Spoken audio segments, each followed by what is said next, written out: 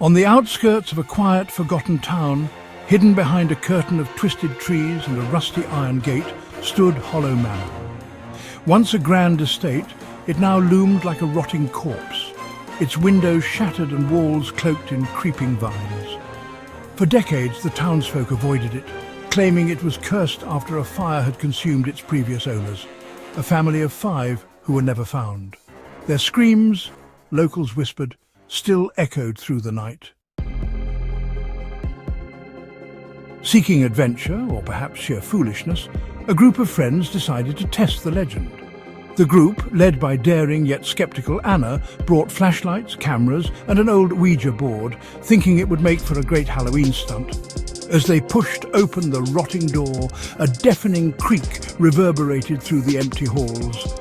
The air inside was thick, almost suffocating, and the walls seemed to breathe, releasing a faint, acrid scent of smoke and decay. They explored the house cautiously, their flashlights flickering unnervingly.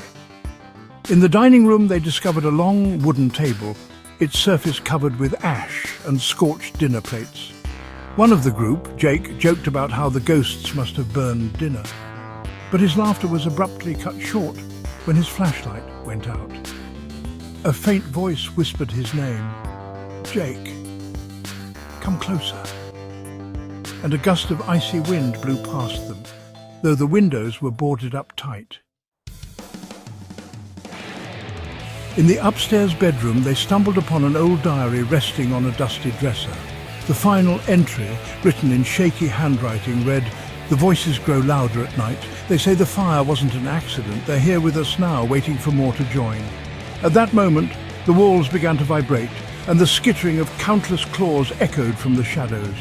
From the corner of the room emerged grotesque figures, humanoid but disjointed, their limbs unnaturally long, their faces sunken and eyeless. They moved in jerky, unnatural motions, mouths gaping as if trying to scream, but emitting only a guttural hiss. The group screamed and ran, but the house had changed. The hallways stretched infinitely, twisting into labyrinths. Anna tripped and fell, her flashlight rolling away, illuminating a dark stain on the floor. A handprint burned into the wood. As she scrambled to her feet, she turned to find herself face to face with one of the creatures. Its hollow eyes seemed to pull her in, and a searing pain shot through her body as it reached out a clawed hand. One by one, the friends vanished into the darkness, their cries muffled by the house itself. The townsfolk later claimed they heard desperate pounding and blood-curdling screams echoing from the manor that night, but none dared approach.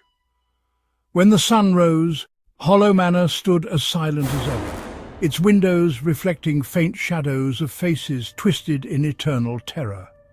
To this day, the house remains untouched, and those brave or foolish enough to get close swear they see figures in the windows and hear faint whispers calling them by name.